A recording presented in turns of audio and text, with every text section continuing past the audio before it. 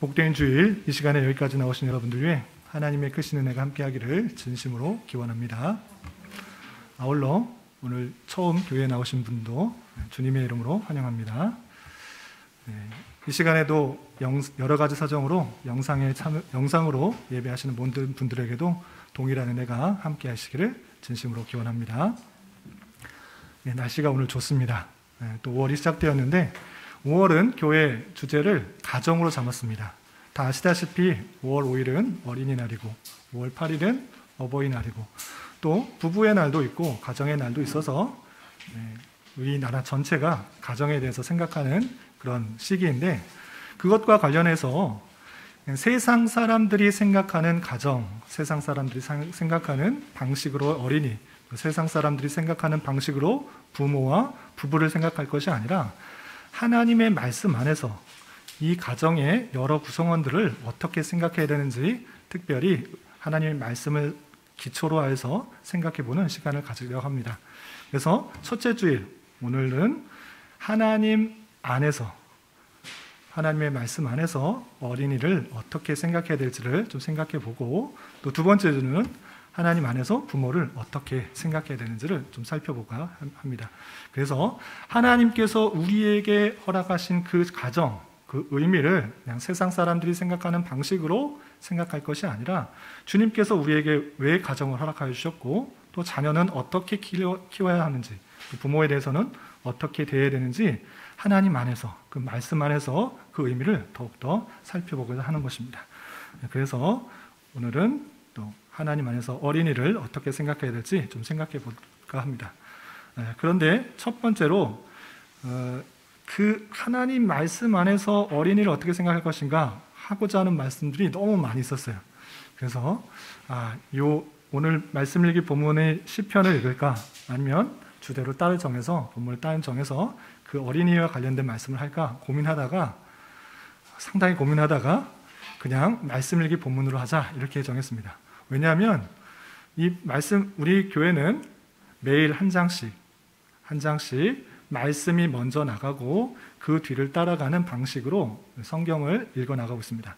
그런 방식에 있어서 중요한 것이 무엇이냐면, 내가 원하는 말씀만 성경을 찾아서 읽는 것이 아니라 내가 필요한 말씀만 밑줄 쳐가면서 적용하는 방식이 아니라 성경 66권이 전체가 하나님의 말씀이고, 그리고 그 말씀 전체가 우리에게 주신 교훈의 내용이다라는 것들을 고백하는 마음으로 말씀이 먼저 나가고 모든 성도들이 그 뒤를 따라가는 방식으로 한 장 한 장 전체 성경을 읽어나가는 방식으로 성경을 살펴보고 있는 것입니다.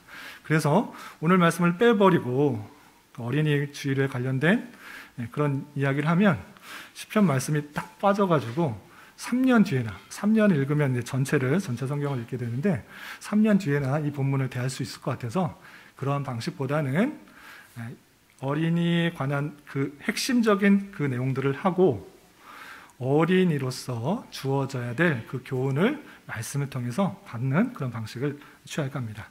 여러분들이 갖고 계시는 A4 용지 교환을 참고해 주셔서 보시기 바랍니다. 주보에는 지면이 너무 작아가지고 교환이 좀 부족해서 A4 용지에 전체 교환을 실었습니다. 그것을 참조해 주시기 바랍니다. 하나님 앞에서 어린이를 생각하는 주일에 딱 한 구절을 기억하고 넘어갔으면 좋겠습니다. 마태복음 18장 3절에서 4절에서는 이런 표현이 있는 것입니다. 우리 스크린에 있는 그 말씀 함께 읽어보겠습니다. 시작. 이르시되 진실로 너희에게 이르노니 너희가 돌이켜 어린아이들과 같이 되지 않으면 결단코 천국에 들어가지 못하리라. 그러므로 누구든지 이 어린아이와 같이 자기를 낮추는 사람이 천국에서 큰 자니라. 아멘. 성경만큼 어린이를 귀하게 생각하는 곳도 없습니다. 하나님 말씀, 예수님을 믿는 그 마음으로서는 어린이에 대해서 귀중하게 생각합니다.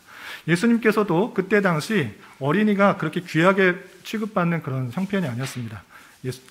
어떤 어른들의 모임 자리에 어린이가 끼어오면 그래서 물러나도록, 함께 오지 못하도록 하는, 천대받고 무시받는 그런 상태였습니다. 그런데 예수님께서 계신 곳에 어린 아이들이 오게 된 것입니다. 그래서 예수님의 제자들은 어떻게 어린아이가 이렇게 이 귀한 어른들의 모임에 만나라고 그들을 오지 못하게 했던 것입니다. 그런데 예수님께서는 그 제자들을 막으시고 이런 말씀을 하신 것입니다. 너희에게 이르노니 돌이켜 어린 아이들과 같이 되지 아니하면 결단코 천국에 들어가지 못하리라.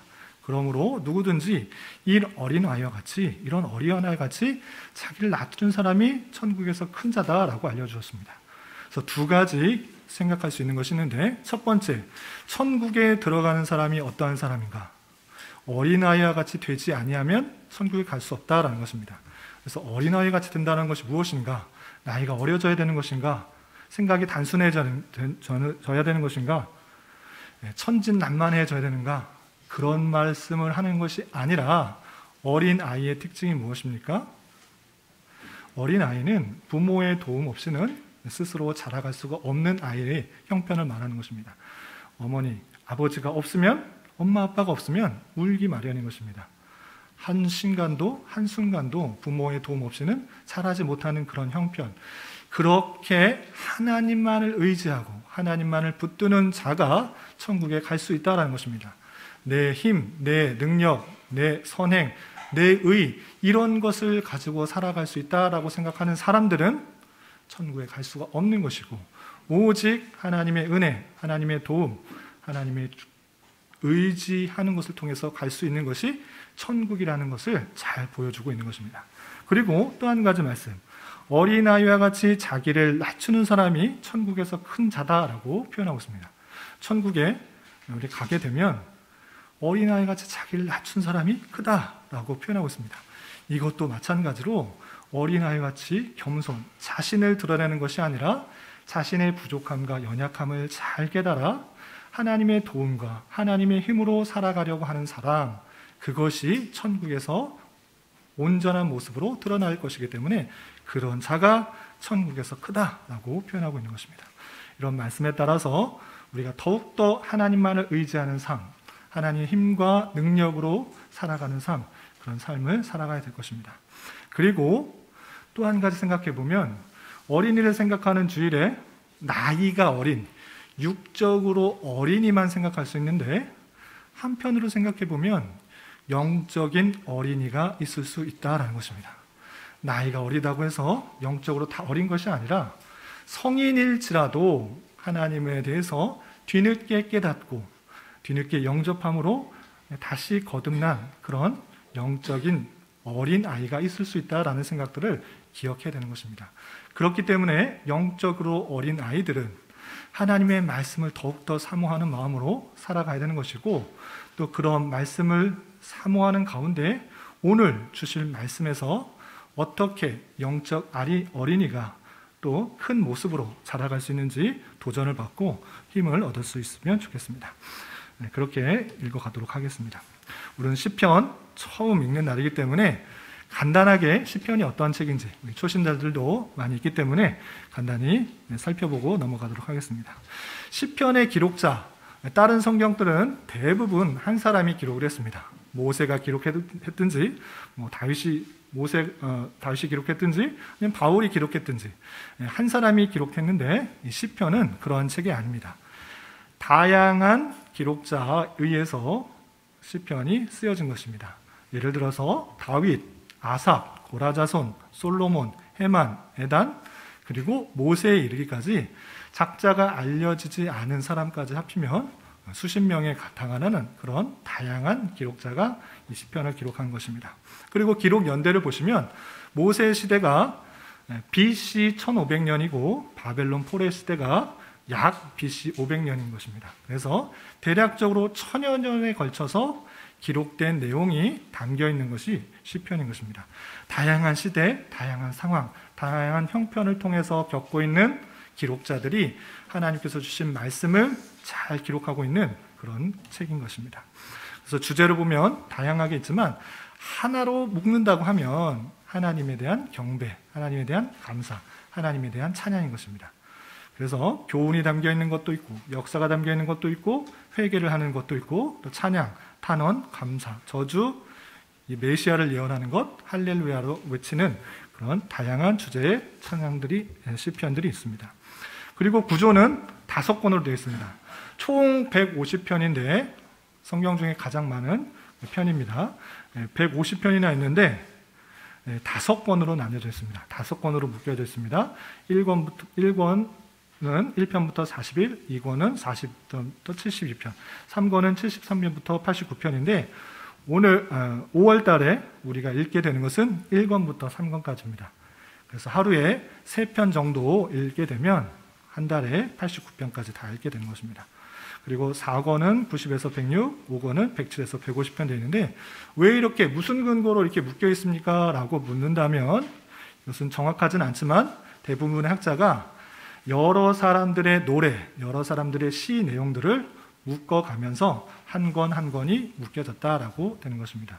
그래서 맨 처음에 41개의 편의 시와 찬양들을 묶어서 한 권을 만들고 그 다음 만들고 5권까지 만들어져 있는 것입니다. 그래서 시편은 한 편 한 편 독립성이 있습니다. 독립적이어서 연관되어 있거나 논리적으로 순서가 이어지는 것이 아닙니다. 다른 것은 1장 이어서 2장, 3장, 4장 기승전결에 따라서 이야기가 흐름이 있고 스토리가 이어집니다. 그런데 시편은 그런 것이 아닙니다. 독립적으로 하나하나의 시와 노래의 찬양입니다. 그렇기 때문에 1장을 읽고 2장을 읽어서 논리적으로 연결되는 것이 아니라 각각 독립적인 시요 찬양이다라고 이해하시면 될 것입니다. 그래서 이 시편의 특징은 영감받은 하나님의 말씀이기 때문에 개인적인 고백과 내용일지라도 믿음으로 대할 때 하나님께서 경건한 심령으로 인도해 주시고 또 많은 사람들이, 신앙의 선배들이 공적 예배에 찬양으로 드려진 것입니다. 그래서 예배 안에서 어떤 찬양을 불러야 되는가? 우리가 갖고 있는 찬송가에도 가만히 보면 찬송가가 아닌 것들이 많이 있어요. 예를 들어서 찬송가에 실려있지만 어머니를 찬양하는 것도 있단 말이에요. 그래서 하나님을 찬양하는 예배에 왜 어머니를 찬양하고 있을까? 이런 것들이 있어서 찬송을 부를 때 늘 주의해야 되는데 그 가사의 뜻을 잘 살펴서 하나님이 주신 말씀에 근거해서 바른 찬양을 해야 되는 것입니다. 그렇다면 어떤 가사가 제일 좋은 것인가, 오류가 없는 것인가, 실수가 없는 것인가 라고 할 때 많은 신앙의 선배들은 시편 찬양이 하나님께서 주신 말씀이기 때문에 그것으로 찬양하는 것을 즐겨 했습니다. 그래서 시편 찬양을 공적 예배에서 드리는 그런 것이 많이 있었고 우리 교회 안에서도 앞으로 해 나갈 방향인 것입니다. 그리고 시편에 보시면 표제가 있습니다. 그 앞에 다른 색깔 글씨로 이 시가 어떤 상황 가운데 쓰여졌다, 누가 기록했다라는 것도 있기 때문에 이것을 읽고 넘어가면 그 시를 읽어가는데 많은 도움이 됩니다. 그래서 오늘 시편 4편을 보면 이런 표제가 있습니다. 다윗의 시, 인도자를 따라 현악에 맞춘 노래라고 되어 있습니다. 그래서 다윗이 기록한 시인데 인도자를 따라서 현악, 줄이 있는 악기, 그것에 맞춰서 노래를 불렀던 그런 시요 찬양인 것입니다. 그리고 배경을 보시면 3편하고 배경은 같습니다. 어떤 배경이냐면 압살롬 반역 사건으로 인하여서 다윗이 힘들어하고 어려운 상황 가운데 있던 것입니다. 압살롬이 혹시 누군지 아십니까? 압살롬은 다윗의 아들이었습니다. 다윗의 아들이었음에도 불구하고 아들이 아버지 왕을 반역한 것입니다. 그때 다윗은 자신의 군대를 가지고 압살롬을 진압한 것이 아니라 그 자리, 왕권에서 물러나면서 도망 다니면서 안타까우면서 더욱더 하나님을 의지하고 있는 것입니다. 그래서 이 시의 내용을 보면 하나님을 믿는 신앙으로 대적자들에 대해서 책망하고 있습니다. 그리고 믿음이 있기 때문에 용기를 가지고 고난 중에서도 남다르게 평안을 누리면서 다윗은 신앙의 기쁨들을 표현하고 있습니다. 그래서 하나님을 절대 신뢰하는 자만이 두려운 밤조차 평안히 맞이할 수 있다라고 하는 그런 시편의 그 구절이 있기 때문에 저녁 찬송시로 잘 알려져 있습니다. 그리고 사람들이 저녁 예배 때 이 찬송을 부르면서 하나님께서 믿음을 주셔서 평안히 자기도 하고 눕기도 할 것이다 라고 이렇게 찬송했던 그런 시인 것입니다. 그렇다면 구체적으로 오늘 본문에서 어떤 찬양을 하고 있는지, 어떻게 시편 기자가 고백하고 있는지 내용을 살펴보도록 하겠습니다. 총 8절까지 되어 있어서 길지 않습니다. 그래서 세 부분으로 나눠서 이해를 하자면, 첫 번째는 하나님에 대한 간구가 있습니다. 1절이고요. 그리고 2절부터 5절까지는 대적자들에 대해서, 자신을 공격하는 대적자들에서 경고하고 그들을 회개하라고 촉구하고 있습니다. 그리고 6절부터 8절 마지막까지는 핍박과 조롱 속에서도 주님의 통치로 인한 기쁨과 평안을 노래하고 있는 것입니다. 그러면 구체적으로 그 내용을 살펴보겠습니다. 우선 1절 말씀, 4장 1절 말씀 우리 함께 성경책을 보고 함께 봉독하겠습니다. 시작. 내 의의 하나님이여, 내가 부를 때 응답하소서. 곤란 중에 너를 너그럽게 하셨사오나 내게 은혜를 베푸사 나의 기도를 들으소서. 시편 기자는 하나님을 부르면서 하나님의 응답을 간구하고 있습니다. 그리고 곤란 중에 나를 너그럽게 하셨다는 과거의 경험을, 과거의 그런 실제적인 체험을 근거해서 하나님께서 은혜를 베풀어 주시고 나의 기도를 들어주십사, 이렇게 하나님께 간절히 간구하고 있는 모습을 볼 수 있습니다. 그리고 2절부터 5절까지는 대적자들, 자신을 괴롭히는 대적자들에서 경고하면서 그들의 잘못들을 회개하도록 촉구하고 있는데, 2절부터 5절까지 말씀 각자의 성경을 통해서 한번 읽어보겠습니다. 시작. 인생들아, 어느 때까지 나의 영광을 바꾸어 욕되게 하며 헛된 일을 좋아하고 거짓을 구하려는가? 여호와께서 자기를 위하여 경건한 자를 택하신 줄 너희가 알지어다. 내가 그를 부를 때에 여호와께서 들으시리로다. 너희는 떨며 범죄하지 말지어다. 자리에 누워 심중에 말하고 잠잠할지어다. 의의 제사를 드리고 여호와를 의지할지어다. 아멘. 2절에서 보면 첫 번째 인생들아 라고 하고 있습니다. 그래서 인생들아, 모든 인생들을 말하는 것이 아니고 자신을 괴롭히고 쫓아다니면서 힘들게 하는 그런 악인들, 그 인생들을 지칭하는 것입니다. 그 인생들에게 이렇게 외치고 있습니다. 어느 때까지 나의 영광을 바꾸어 욕되게 하며 헛된 일을 좋아하고 거짓을 구하려는가? 나의 영광을 바꾸어서 욕되게 하는 그 대적자들, 그리고 그들은 헛된 일을 좋아하고 거짓을 구한다라는 것입니다. 어느 때까지 그렇게 악한 길에서 살아가고 있느냐, 잘못된 길을 살아가고 있느냐라고 경고하고 있는 것입니다. 그리고 그들에게 너희가 이것을 알아야 된다라고 하면서 이렇게 말하고 있는 것입니다. 3절을 보면 여호와께서 자기를 위하여 경건한 자를 택하신 줄 너희가 알지어다 라고 그랬습니다. 너희 대적자들 이거 알아야 된다. 뭘 알아야 되느냐? 하나님께서 하나님 당신을 위하여서 경건한 자를 택하여 주셨다. 이것을 알아야 된다. 하나님께서 그 경건한 자를 택하셔서 자기를 위하시고 있다라고 하는 것입니다. 하나님의 택하심, 하나님께서 자기를 위하시는, 하나님의 영광을 위해서 행하시는 그것을 알아야 된다라고 3절에서 말하고 있고, 또 4절, 5절에서는 이렇게 표현하고 있습니다. 4절, 너희 대적자들은 떨며 범죄하지 말지어다. 자리에 누워 심중에 말하고 잠잠할지어다 라고 하고 있습니다. 너희는 떨며 범죄하지 말지어다. 하나님의 위대하심을 알고 하나님께서 악인들을, 대적자들을 심판하는 줄 알고 두려워 떨고, 그리고 그 악한 길에서, 그 범죄에서 떠나야 된다라고 표현하고 있는 것입니다. 그리고 자리에 누워 심중에서 말하고 잠잠할지어다. 바깥에서 떠들면서 자신을 과시하거나 자신을 드러내거나 악한 일들을 행하는 그런 모든 것, 그렇게 행하지 말고 마음속에 말하고 속으로 말하고 잠잠할지어다 라고 촉구하고 있는 것입니다.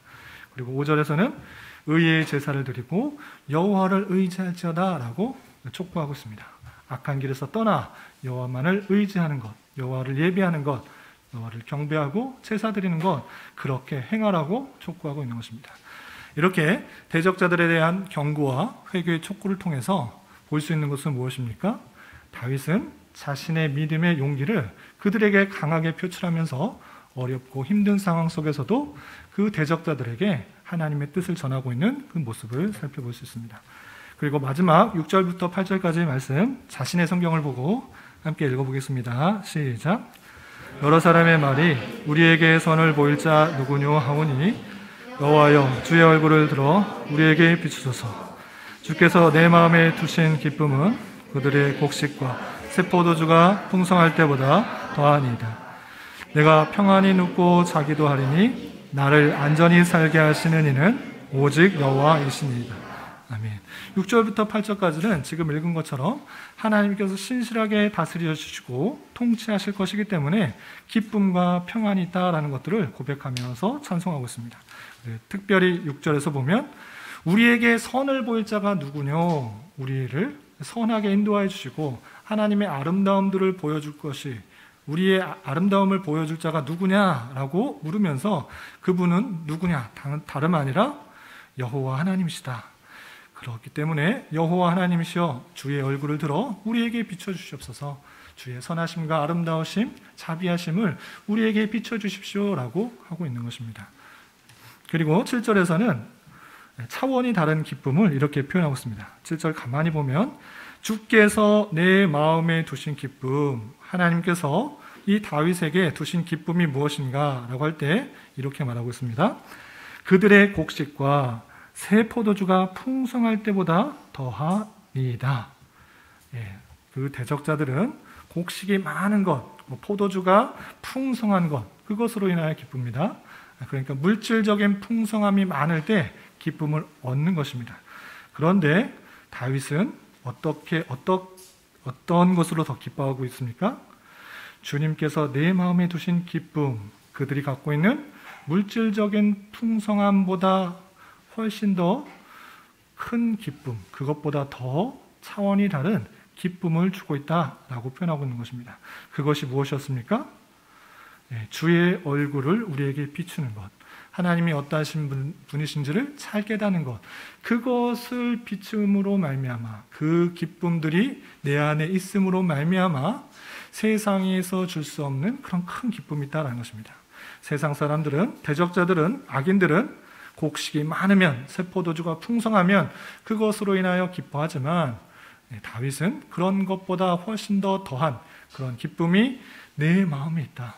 그것을 주님께서 주셨는데 그것은 다름 아니라 여호와 하나님, 그 분께서 선하심을 우리에게 비춰주는 것, 그것이 참된 기쁨이다라고 표현하고 있는 것입니다. 그리고 그것으로 말미암아 다윗은 어떻게 행하는가? 8절에 내가 평안히 눕고 자기도 하리니 나를 안전하게 살게 하시는 이는 오직 여호와이시니다 라고 고백하고 있습니다. 평안히 눕고 자는 것, 안전히 살게 하는 것, 그 모든 것이 하나님께서 주장하여 주시고 비춰주시고 인도해 주시는 선하심 가운데 있다는 것을 알고 이렇게 그 평안함 가운데 쉬겠다, 자겠다 이렇게 표현하고 있는 것입니다. 다윗은 대적자들의 위협에 직면해 있으면서도 하나님의 보호와 구원을 확신함으로 다윗 자신이 누리고 있는 진정한 심령의 평안과 기쁨을 노래하고 있는 모습을 볼 수 있습니다. 이렇게 짧은 8절의 시를 가지고 우리는 다윗의 찬양을 살펴보았는데 이것을 통해 3가지 정도 교훈을 받았으면 좋겠습니다. 첫 번째는 다윗은 여러 가지 어려움 속에서 믿음 속에서 하나님께 간구하며 나아가는 모습을 볼 수 있습니다. 그렇게 어려움 속에서도 믿음으로 하나님께 간구하는 나아가는 자세, 그것이 어린 신앙을 갖고 있는 마땅한 자세인 것입니다. 하나님을 믿는다는 것이, 잘 들으십시오, 항상 기쁨과 즐거움을 얻게 된다라고 말하는 것이 아닙니다. 흔히들 우리 전도할 때 예수님 믿고 복 받으세요, 예수님 믿으면 평안이 있습니다, 예수님은 믿으면 기쁨이 있습니다 라고 전하지만 실제로 오래 살아보시니까 예수님 믿으니까 항상 기쁨과 즐거움만 있습니까? 다윗과 같이 여러 가지 어려움과 환난을 만날 수도 있다는 것입니다.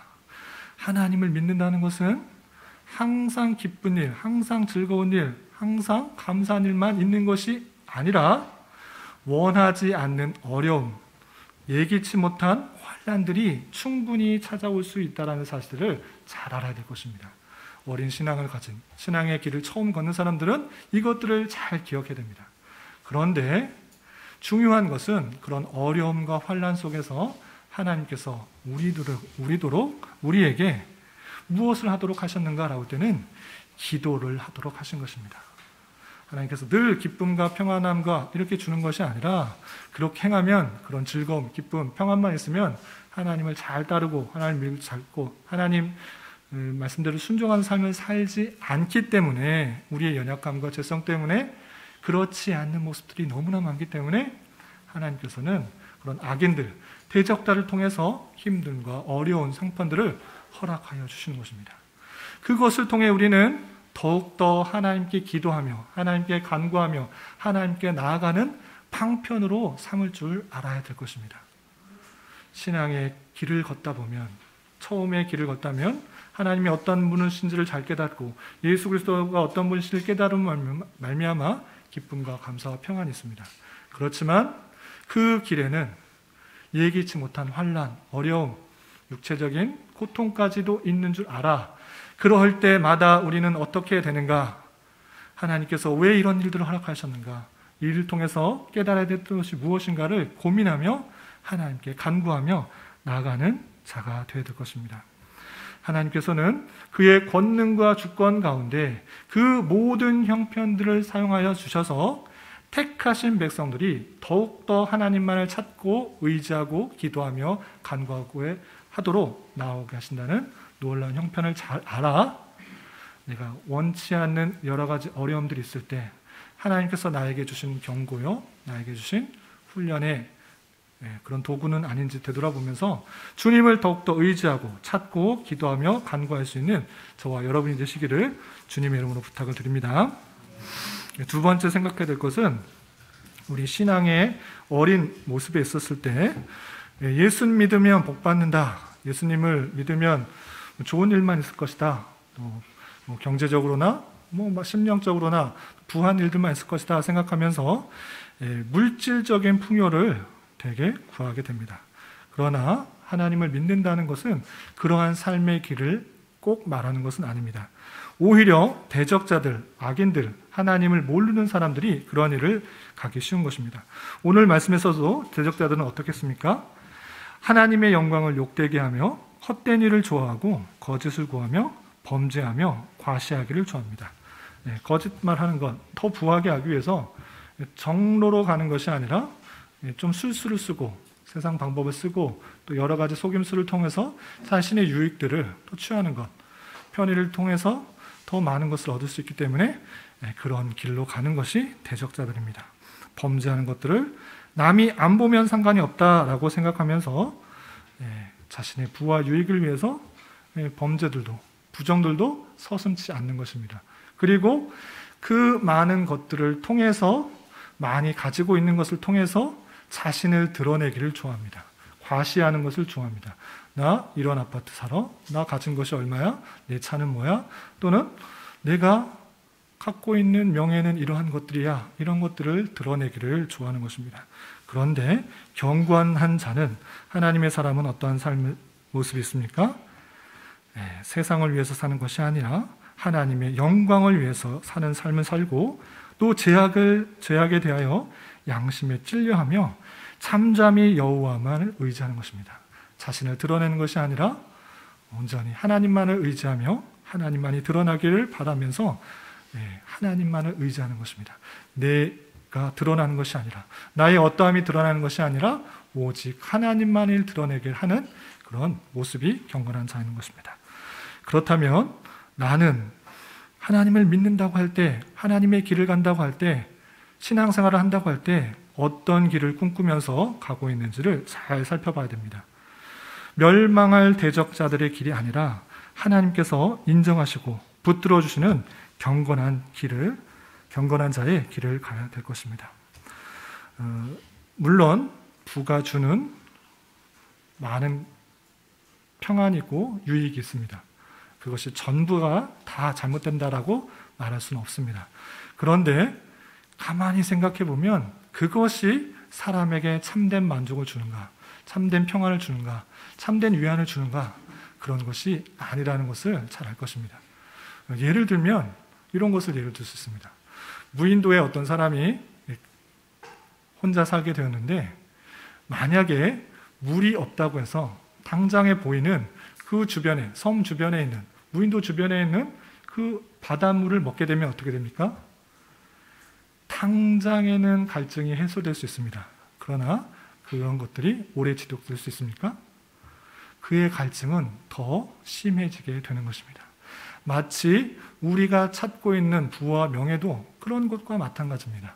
조금 더 넓은 평수의 아파트를 살면, 또는 넓은 돈을 받으면, 또 많은 돈을 가지고 있으면 행복할 것 같고 평안할 것 같고 즐거울 것 같아 보이지만, 사람의 욕심은 끝이 없는 것입니다. 사람은 탐욕의 동물인 것입니다. 그만큼 가지면 더 많은 사람을 보게 되고, 조금 더 넓은 평수, 더 많은 것을 가지고 있는 사람을 비교하며 더 가지려는 욕심 가운데 있는 것입니다. 그렇게 되는 인간일진데, 그런 물질적인 풍요와 번영을 쫓아 사는 사람은 평생 만족함과 감사함이 없는 것입니다.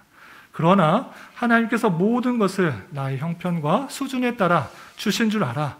이것도 주님께서 나에게 주신 것으로 알고, 하나님께서 주셨으니 기뻐하며 감사하며 자족하고 만족하는 삶을 살 때, 더 없거나 더 많거나 그것에 비교하고 연연하는 것이 아니라 항상 나에게 주신 것으로 인하여 기쁨과 감사한 것이 있는 것입니다. 우리가 삶을 살아갈 때, 우리 신앙의 걸음걸이를 할 때, 어린 신앙에서 점점 자라갈 때, 세상 사람들이 따라가는 그런 길을 아니라 하나님께서 원하시는 경건한 자의 길을 따라 주신 것에 만족하며 감사하고, 하나님께서 모든 것들을 주장하셔서 내게 필요한 것을 때에 따라 주신다는 생각들을 기억하며, 비록 아무도 또 가진 것이 없더라도, 발 한 번 제대로 펼 수 없는 그런 좁은 방에 있을지라도 하나님께서 나의 필요에 따라서 내가 성장하게 하기 위한, 나를 성숙하게 하기 위한, 하나님만 바라보게 하기 위한 모든 형편으로 알아 하나님께 주권을 맡겨드리고, 가진 것 없을지라도 기뻐할 수 있고 감사할 수 있는 저와 여러분, 우리 모두가 될 수 있기를 진심으로 기원합니다. 네, 마지막으로 다윗이 보였던 차원이 다른 기쁨과 평안 가운데 살아야 될 것입니다. 일반적인 사람들은 많은 곡식, 새 포도주가 풍성할 때 기쁨이 있습니다. 그것은 일반 세상 사람들의 사람일 것입니다. 그런데 오늘 시편에서 다윗의 기쁨은 그러한 기쁨보다 더 크고 더 풍성하다라고 고백하고 있습니다. 그것은 무엇이었습니까? 다윗 마음 가운데 두신 기쁨 때문에 그렇습니다. 그 기쁨은 다른 것이 아니라 하나님 자신이었습니다. 하나님께서 선하신 것이기 때문에, 선하신 분이시기 때문에 주의 얼굴을 비춰주십시오라고 간구하면서 그 기쁨으로 살아갔던 것입니다. 성도는 이 땅의 풍족함보다도 더 큰 기쁨이 있는 것입니다. 그것이 무엇입니까? 이것이 아주 중요합니다. 여러분들 마음 가운데 이 기쁨이 있다고 하면 세상의 어떤 것을 다 가지지 못하더라도 다윗과 같이 큰 기쁨과 감사를 고백할 수 있는 것입니다. 그것이 무엇입니까? 하나님께서 우리를 얼마나 사랑하여 주신다는 것을 깨닫는 것입니다. 그것이 어떻게 드러났습니까? 예수 그리스도, 하나님의 독생자이신 예수 그리스도를 이 땅에 보내셔서 택하신 백성을 대신하여 죄를 속죄해 주신, 대신 십자가에 달려 돌아가심으로 말미암아 그 사랑을 확증해 주신 것입니다. 잘 들으십시오. 여기에 다 부모님, 자녀들이 있고 또 어린 자녀는 부모가 있을 텐데, 여기에 부모로서 계시는 분들은 자녀가 얼마나 소중한 줄 알 것입니다. 자녀가 1명 있건 2명 있건 이렇게 5명 있건 상관없이 그 자녀는 하나하나가 너무나 소중한 것입니다. 심지어 부모님들은 다 한번 느껴봤을 것입니다. 자녀가 아프면 어떤 마음이 듭니까? 차라리 내가 아팠으면 좋겠다. 얘가 좀 아파가지고 땀 흘리고 열나고 고통스러워하는 모습을 보면 차라리 내가 아프면 좋겠다. 이 아이가 낫고 차라리 내가 아프면 좋겠는데 내가 아무것도 할 수 없구나 라고 생각하면서 부모님의 마음은 그 자식에 대해서 정말로 사랑하는 것입니다. 그 사람이 5명 있으면 조금 다를지는 모르겠습니다만, 그래도 한 명 한 명이 귀하다 생각합니다. 그런데 자녀가 둘, 또 혼자 있으면 어떻습니까? 더 금쪽같이 여기고 귀하게 여기고 잘 되길 바라는 그런 마음일 것입니다. 그것이 부모의 마음이고 부모들 심정일 것입니다. 그런데 하나님께서는 어떻게 하셨습니까? 그의 독생자 예수 그리스도를 이 땅에 보내셔서 우리의 죄를 위하여 그 독생자를 희생시키신 것입니다. 그것보다 더 큰 사랑이 어디 있습니까? 그것보다 더 큰 은혜가 어디 있습니까? 자신의 아들 독생자를 희생시킬 정도로 우리의 죄를 안타까워하며 우리의 구원을 위해서 이 땅에 오신 그분이 예수 그리스도고 그만큼 우리를 사랑하신다는 것을 성경을 통해 보여주신 것입니다. 주님께서 이 땅에 오셔서 우리가 죄를 짓고 죽어야만 하는데 그 죄의 값을 예수 그리스도께서 대신 지시고 돌아가신 것입니다. 죽으신 것입니다. 하나님께서는 그 아들을 죽이기까지 우리를 사랑하셨다는 그 사실들을 우리는 성경을 통해서 배울 수가 있는 것입니다. 그만큼 우리를 사랑하시고 아끼시고 또 인도해 주시는 것입니다. 이 사랑을 아는 자, 이 은혜를 아는 자는 어떠한 것도 염려와 근심 가운데 살아가지 않는 것입니다. 주님께서 그 아들, 하나님께서 그 독생자 아들을 죽이기까지 우리를 사랑하셨다라는 그 사실 하나만으로 어떠한 것도 그 백성들에게 다 주실 수 있다는 것들을 보여준 것입니다. 물질이 필요하면, 명예가 필요하면, 어떤 것이 필요하면 그런 것도 다 주실 수 있는 분이고 그 자식들이 정말 잘 되기를 바라는 마음, 하나님과의 관계를 회복하여서 올바르게 살아가길 원하는 마음, 그 모든 사랑의 마음이 예수 그리스도의 십자가의 사랑에 잘 담겨 있다는 것입니다. 주님께서 이 땅에 오셔서 십자가에 달려 돌아가심으로 말미암아 택하신 백성들의 죄가 다 사해졌습니다. 그로 말미암아 그것을 믿음으로 우리는 구원을 얻을 수 있다라고 하는 그 사실은 하나님께서 그 택하신 백성을 구원해서 뿐만 아니라 죽을 때까지 하나하나 책임져 주시고 사랑으로 이끌어 주시겠다고 하는 그런 놀라운 표현의 증거인 것입니다. 여러분들은 어떠한 어려움 가운데 있습니까? 어떤 환난 가운데 있습니까? 어떤 고통 가운데 있습니까? 하나님께서 계시지 않는 것 같습니까? 하나님께서 나를 사랑하지 않는 것 같습니까? 예수 그리스도의 그 사랑을 다시 한번 기억해야 될 것입니다. 주님께서 우리의 십자가에 달려 돌아갔다는 그 사실들, 그것을 아는 것, 그것을 간직하는 것, 그것을 내 마음에 품는 것, 그 사실을 안다고 한다고 하면 내가 비록 가지지 못할지라도, 곡식이 많지 않아도, 세포도주가 없을지라도 나를 사랑하시는 그 하나님께서, 이 세상 모든 만물을 다스리시고 주관하시는 그분께서 나를 위해서 이 땅에 독생자를 보내셨구나, 나를 위해서 대신 십자가를 지셨구나라는 그 사실을 감사와 감격하며 힘있게 살아갈 수 있는 것입니다. 비록 대적자가, 악인들이 나를 공격하고 핍박하고 쫓아오는 상황일지라도 하나님께서 지켜 보호할 줄 믿고 평안히 자고 평안히 눕고 기쁨과 감사 가운데 하루하루 살아가야 되는 것입니다. 주님께서 우리를 위해서 이 땅에 오셨고 또 우리의 죄를 다 사해 주셨습니다. 이 사실을 깊이 믿고 굳건히 믿고 여러 가지 어려움과 환난들을 잘 극복해 나갈 수 있는 저와 여러분, 우리 모두가 할 수 있기를 진심으로 기원합니다. 기도하겠습니다.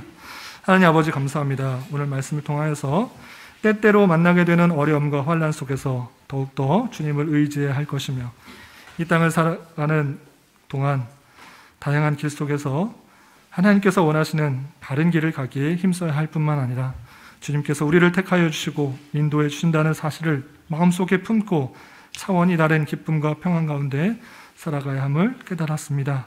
이런 말씀을 믿음으로 잘 반응하게 하여 주시고 진실로 나를 위한 사랑과 은혜를 깊이 깨달아 어떠한 형편에서든지 감사와 평안이 끊이지 않는 삶을 살아갈 수 있도록 인도하여 주시옵소서. 예수님의 이름으로 감사히 기도드리옵나이다. 아멘.